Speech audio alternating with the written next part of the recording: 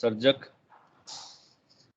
પંડિત યુગ વિશે ધીરુભાઈ ઠાકર એવું કહે છે કે નર્મદની પેઢી અસ્ત પામી તે પહેલા તેના કરતા વધુ સત્વશાળી એટલું જ નહીં, સમગ્ર ગુજરાતી સાહિત્યમાં માગ મુકાવે એવી પ્રતિભાશાળી ઉચ્ચ જીવન નેમ અને અનોખી સાહિત્ય છટા સાથે ઉદય પામતી હતી તે પેઢી, તે પંડિત યુગ. અને એવા પંડિત યુગમાં આપણને મળે છે સર્જક કાંત, જે ખાસ કરીને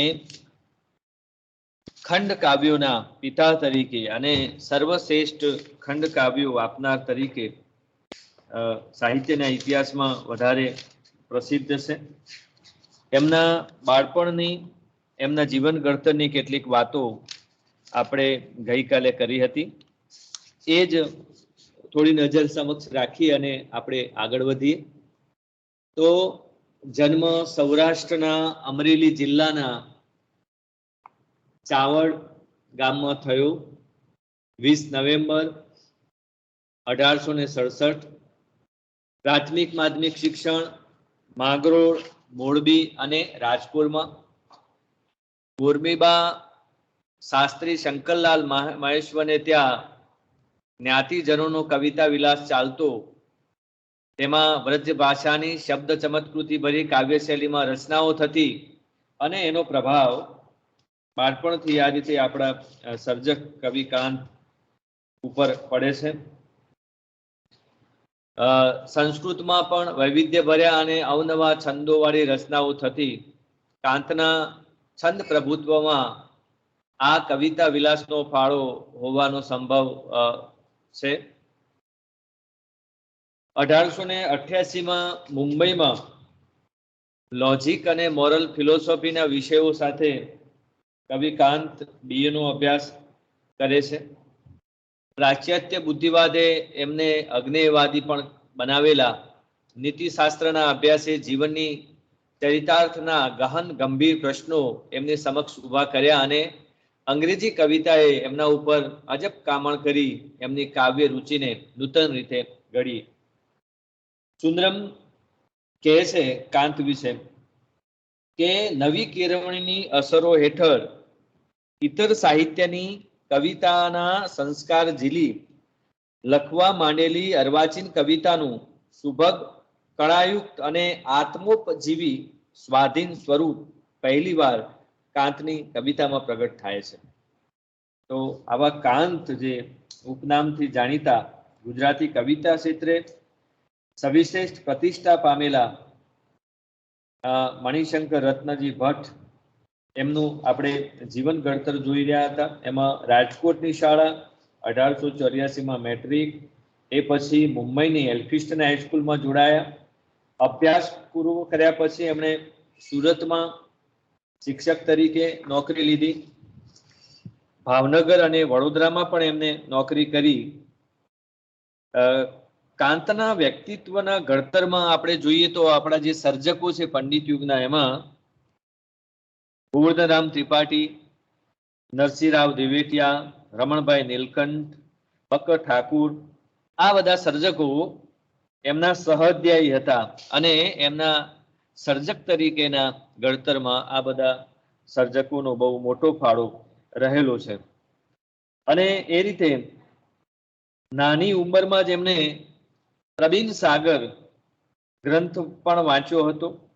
યુનિવર્સિટી શિક્ષણની અસર રૂપે યુવાન કાંતના માનસમાં બૌદ્ધિક રસ વિશેષ જાગૃત થયો હતો.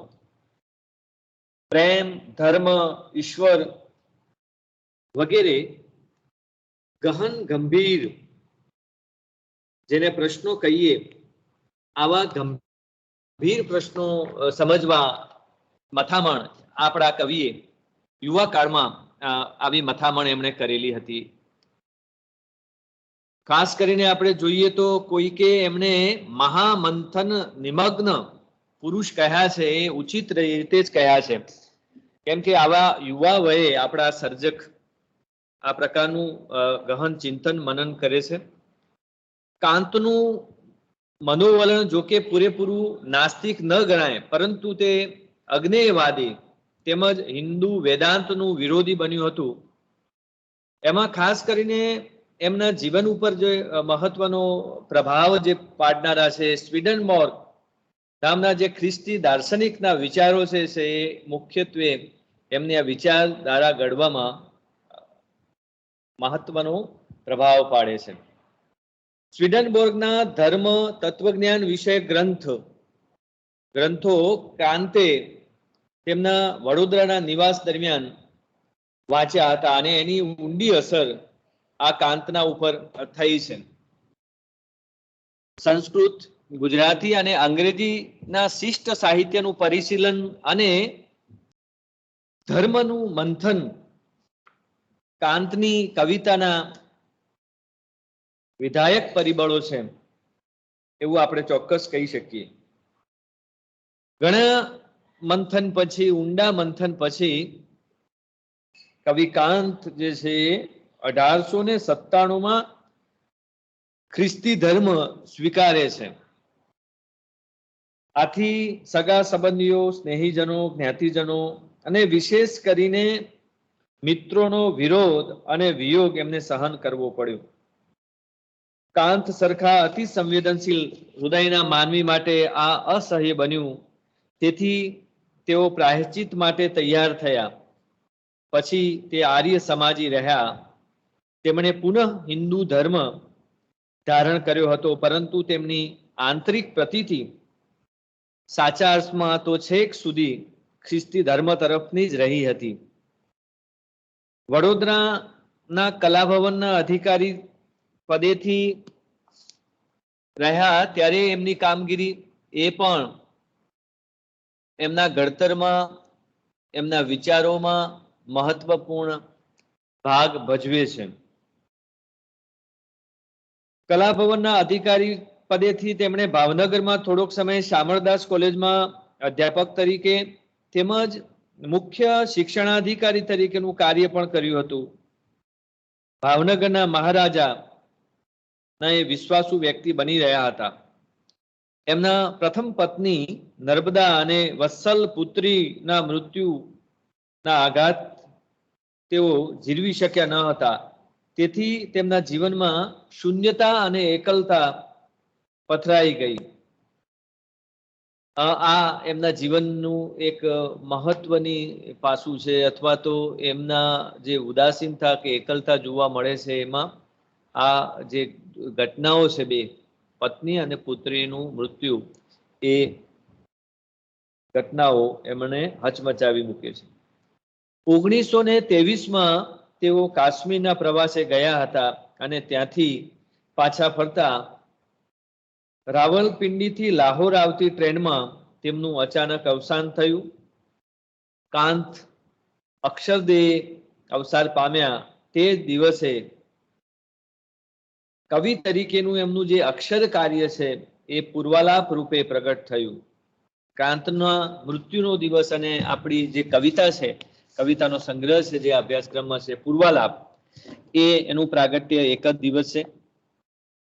કાંતને વિક્ષુબ્ધ જીવન મંથન કાળ સમયે રાજવી કવિ કલાપી, કવિ નાનાલાલ તેમજ બળવંતરાય ઠાકુર જેવા સમકાલીન સાહિત્યકાર મિત્રોનો સંભાવ સાંપડ્યો હતો. એ બળ કવિ માટે આશ્વાસક રહ્યું હતું. તો આ રીતે કવિ કાંતનું જે આપણે જીવન ઘડતર જોઈ રહ્યા છીએ, તો એમના ઘડતરમાં આવા વિવિધ પરિબળોએ ભાગ ભજવ્યો છે. એનું સાહિત્ય સર્જન આપણે જોવાના છીએ. ગઈકાલે પણ આપણે કેટલુંક એમના જીવન ઘડતર વિશે વાત કરેલી હતી. કાંત ભાવનગરના મહારાજા ભાવસિંહજીના અંગત મિત્ર અને છતાંય 1910માં જબલપુરના પ્રવાસેથી પાછા ફરેલા કાંતને મહારાજાએ મૂળ જગ્યાએથી ખસેડેલા તે પોલીસ રિપોર્ટના લીધે કાંતને ભારે દુઃખ થયેલું, પરંતુ એમની પાસે કોઈ વિકલ્પ નહોતો એટલે ભાવનગર રહ્યા. વડોદરા જવાનો પણ પ્રયત્ન કરેલો, પણ એ સફળ ન થયેલા. એ સમયમાં કલાપી સાથે સંબંધ બંધાયો. કલાપી આપણા કવિ કાંત પ્રત્યે આદર ધરાવતા અને કાંતને કલાપી પ્રત્યે પણ અહોભાવ હતો. ઉભય અન્યોન્યની કાવ્ય કૃતિઓની ચર્ચા વિચારણા કરતા આ રીતે એમના જીવન ઘડતરમાં આ એક સર્જક તરીકેના ઘડતરમાં કલાપીની મિત્રતા એ પણ અગત્યનું પરિબળ આપણે ચોક્કસ કહી શકીએ. આવી જ વિચારણા એવું બકર ઠાકોર સાથે કાંતે કરેલી, તો રમણભાઈ નીલકંઠ સાથે પણ સર્જન સંદર્ભે અનેકવાર પત્ર વ્યવહાર વાર્તાલાપ થયેલો હતો. કલાપીના નિધન પછી એમના કાવ્યોનું સંપાદન કાંતે કરેલું તે અહોભાવ અને રુજુભાવ અર્થે જ આપણે જોઈ શકીએ છીએ. બકર ઠાકોર પણ કાંતના પરમ મિત્ર હતા. એમની વચ્ચે થયેલો પત્ર વ્યવહાર કાંતના વ્યક્તિત્વને સમજવાનો શુદ્ધ સ્ત્રોત છે. કાંતે બળવંતરાય ઠાકોરને પોતાના સર્જન લેખન ઉપરાંત જીવનની પ્રત્યેક ઘટના વિશે લખ્યું છે, એમનો પ્રતિભાવ માગ્યો છે. ક્યારેક પોતાના પ્રશ્નોના નિરાકરણ માટે પણ એમને માર્ગદર્શન ઈચ્છ્યું છે કે સૂચનોની અપેક્ષા સેવી છે. જોકે કાંત માટે મૈત્રીનું મૂલ્ય મોટું હતું, જ્યારે આપણા બકર ઠાકોર વ્યવહારના માણસ હતા. પરિષદના પ્રમુખ સંદર્ભે અંબાલાલભાઈના નામનો પ્રસ્તાવ કાંતને માન્ય નહોતો. કાંતે એ અન્વયે પરિષદમાંથી રાજીનામું આપ્યું હતું. બકર ઠાકોર સાથે વિવાદ થયો હતો, તે વકર્યો પણ હતો. છતાંય બકર ઠાકોર અને કાંતની મૈત્રી ગુજરાતી સાહિત્યની વિરલ ઘટના આપણે કહી શકીએ. હાર જેવી કાવ્યકૃતિ એનું પ્રમાણ છે. એ ઉપરાંત ઉભયે લખેલા મૈત્રી કાવ્યો ગુજરાતી સાહિત્યની સંપદા છે. ઠાકોર તો નાનીના મૃત્યુ પછી એલીજી લખે છે. ખંડ કાવ્યોના સર્જન પછી અંગત ઉર્મિના કાવ્યો કાંતની કવિ સિદ્ધિનું પ્રમાણ આપે છે. સાગર અને શશી, આપણી રાત, મનોહર, મૂર્તિઓ, આ બધા વત્સલ નયન જેવી રચનાઓમાં કાંતની ભાવનાનો વેગ કળાત્મક ઉર્મી કાવ્ય સિદ્ધ થાય છે. ખ્રિસ્તી ધર્મના ભાવને ગાતા કાવ્યો પણ માત્ર રચનાનું નામાભિધાન પામે છે, ક્યારેક એમાં સર્જનની યુતિ વર્તાય છે. કાંત સ્વીડનબર્ગના ધર્મ સંબંધી વિચારોથી પ્રભાવિત થઈ અને ધ ન્યૂ ચર્ચ નવીન દેવાલય પંથના અનુયાયી થયા. તે બાપ્તિસ્મા લીધું, પવિત્ર ભોજન લીધું. 1914માં હિન્દી સ્વીડનબોર્ગ સોસાયટીની સ્થાપના કરી. એ મંડળ કાંતે મુંબઈમાં સ્થાપ્યું હતું. એ એના સ્થાપક પ્રમુખ હતા, આજીવન પ્રમુખ રહ્યા. એ નિમિત્તે એમણે ધ હાર્ટ ઓફ ઇન્ડિયા નામનું સામાયિક પણ શરૂ કરેલું, જેના માત્ર 4 જ અંક પ્રસિદ્ધ થયેલા. અને એ મંડળની અંદર કરુણાશંકર, શિવાભાઈ, ચિતલિયા, નાથુસી ઇત્યાદિ સભ્યો હતા. ખ્રિસ્તી ન થયા હોય પણ સ્વીડનબોર્ગ ધ ન્યૂ ચર્ચના વિચારો સાથે જોડાયેલા કે સંમત થયેલા સભ્ય બની શકતા. નર્મદા નાની એ મંડળની સભ્ય હતી. એ મંડળ 1922 સુધી ચાલ્યું, પછી એનું સ્થાન બદલાયું. તો આ રીતે આ જે મંડળ છે કાંતે જે સ્થાપેલું સ્વીડનબોર્ગ સોસાયટી, હિન્દી સ્વીડનબોર્ગ સોસાયટી, એ પણ એમના ઘડતરમાં આપણે ચોક્કસ કહી શકીએ. ધ ન્યૂ ચર્ચના ઉપક્રમે 1810માં આરંભાયેલું ધ ન્યૂ ચર્ચ લાઈવ સામાયિક આજ સુધી પ્રકાશિત રહ્યું છે. સ્વીડનબર્ગના વિચારો સાથે જોડાયેલો એક વર્ગ આજે ખ્રિસ્તી ધર્મના અનુયાયીઓમાં અસ્તિત્વ ધરાવે છે. ખ્રિસ્તીઓની રૂઢ પરંપરાઓ સામે સ્વીડનબર્ગ સોસાયટીની વિચારધારા આમ તો એક વિદ્રોહ જ હતું, પણ એ ધારાની વૈચારિક સંપદામાંથી કાંત જેવાને પરમ સત્યની પ્રાપ્તિ થઈ. તો આ રીતે પરમ સત્યની ઉપલબ્ધિ પછી માણસને શું મેળવવાનું રહે છે? કાંતના સર્જનમાં જે સ્થગિતતા આવી તે પરમ સત્યની પ્રાપ્તિને કારણે એવું આપણે કહી શકીએ. એમના કાવ્યોમાં આપણે જોઈ શકીએ છીએ કે પિતા શબ્દનો જો વિનિયોગ કરીને કાંતે જે આધ્યાત્મની ધારાને અભિવ્યક્ત કરી છે, અથવા તો તારક સ્ત્રોત કે શાંતિ પ્રાર્થના જેવા જે કાવ્યો છે, એમાં પણ કાવ્ય શોધવા કરતા કાંતની ધર્મ તરફની જે આસ્થા છે એ આપણે જોઈ શકીએ છીએ. પહેલા અજ્ઞાનવાદી અજ્ઞાતવાદી પછી આસ્તિક અને ત્યારબાદ ધર્માંતર કરી અને ખ્રિસ્તી ધર્મ એમને સ્વીકારેલો એ કાંતની વિચાર ગતિમાં જે પરિવર્તન આવ્યું છે એ આપણે એનાથી જોઈ શકીએ છીએ. કાંત પુનઃ હિન્દુ બને છે, પરંતુ નરસિંહરાવ નોંધે છે તેમ એમનામાં એક જૂનો ક્રિશ્ચિયન નિગૂઢ તો આજીવન રહ્યો.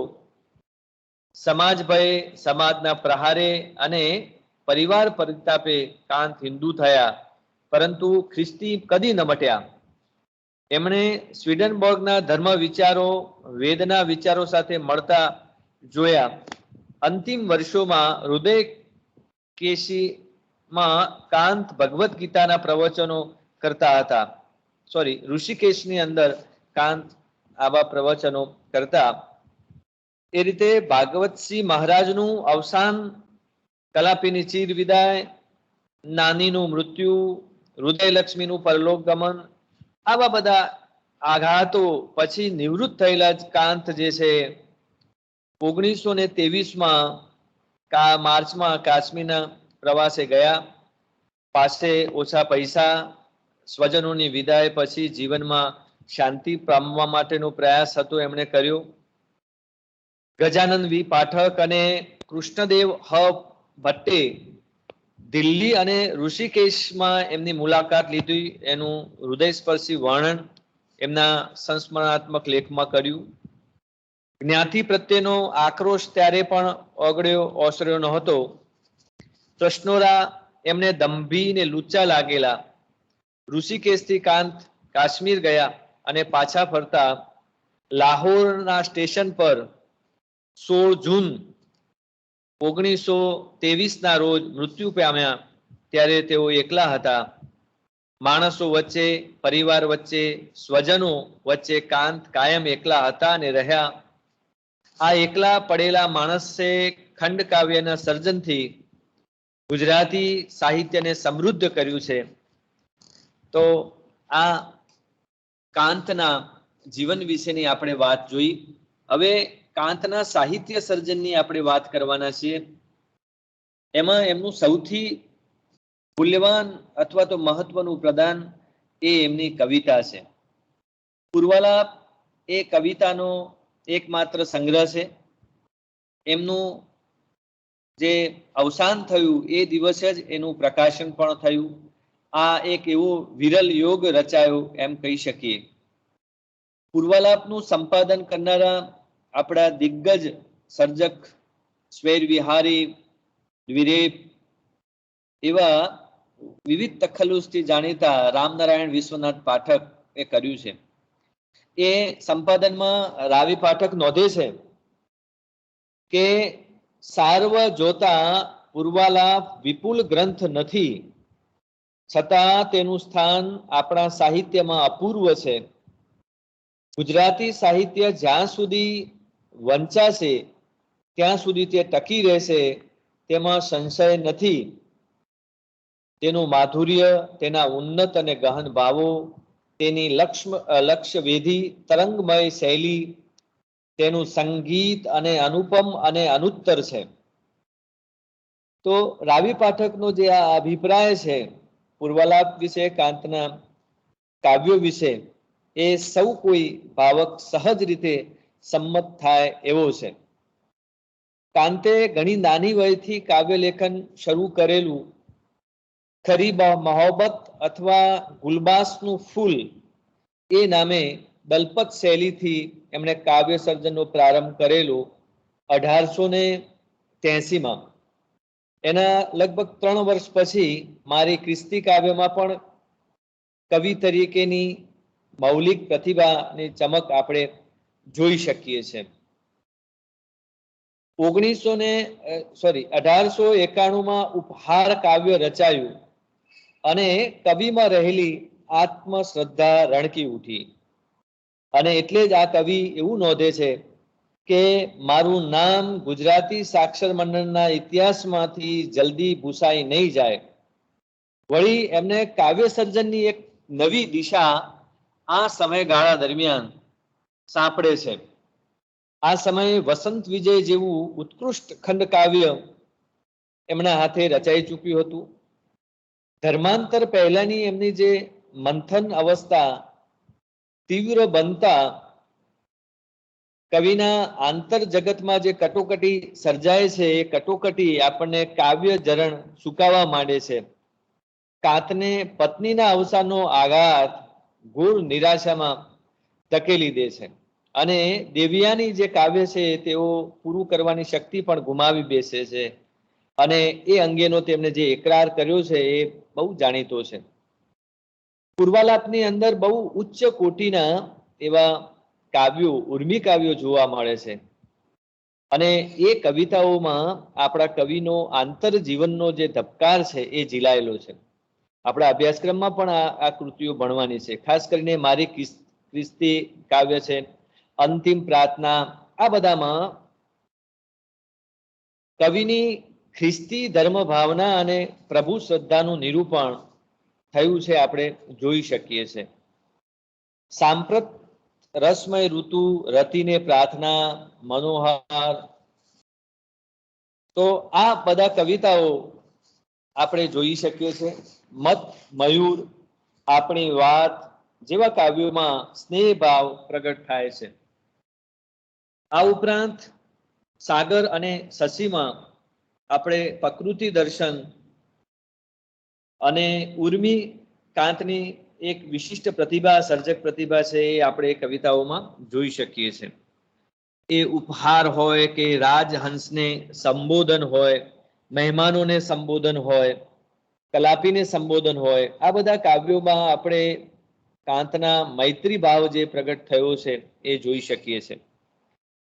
રુજુ, સ્નેહા, હૃદયના કવિ, કાંતના આત્મલક્ષ્મી ઉર્મી કાવ્યો એ પણ પૂર્વાલાપની મોઘેરી મૂડી આપણે કહી શકીએ. પૂર્વાલાપનું બીજું જે મહત્વનું પ્રદાન છે એના ખંડ કાવ્યો, એમાં જે નિરૂપાયેલા છે. અને આ ગુજરાતી કાવ્ય સાહિત્યમાં કાંતને ચીર યશ અપાવે એવા ખંડ કાવ્યો છે. 8 જેટલા ખંડ કાવ્યો એમણે આપ્યા છે. તેમાં વસંત વિજય છે, અતિ જ્ઞાન, ચક્રવાક, મિથુન અને જે અપૂર્ણ રહ્યું છે એવી દેવ્યાની, આ બહુ જાણીતા એવા કાંતના ખંડ કાવ્યો છે અને બહુ લોકપ્રિય પણ એટલા બન્યા છે. એમાં એક અપૂર્વ કાવ્ય સિદ્ધ થયું છે આ ખંડ કાવ્યોમાં. કલા વિધાનની દૃષ્ટિએ જોઈએ તો પણ એ ઉત્કૃષ્ટ પ્રકારના આ કાવ્યો છે. આ ખંડ કાવ્યોમાં સૂક્ષ્મ જીવન રહસ્યનું નિરૂપણ થયું છે અને ગુજરાતી કવિતામાં ખંડ કાવ્યનો આરંભ જે કાંતે કર્યો અને એ રીતે ઉત્તમ પ્રકારના ગુજરાતી ખંડ કાવ્યોના નમૂના પણ આપણને કાંત પાસેથી જ મળે છે. આ વિરલ ઘટના કહી શકીએ એમ છે. એમના આ ખંડ કાવ્યના કલા સ્વરૂપમાં કથા વસ્તુનો નાટ્યાત્મક અને કુતૂહલ પ્રેરક પ્રારંભ કાવ્યના ભાવકને પ્રભાવિત કરી દે છે, જેના ભાવની પરાકાષ્ઠા એ કાંતના કાવ્યના અંતે જે ચોટની અસર ઉપજાવે છે એ આ સ્વરૂપની એક વિશિષ્ટતા છે અને કાંતે એને બરોબર પોતાના કાવ્યોમાં પાર પાડી છે. આજે આટલી જ વાત જોઈશું કાંતના સર્જન વિશે. આવતીકાલના જે લેક્ચર છે એમાં આપણે વાત કરવાના છે.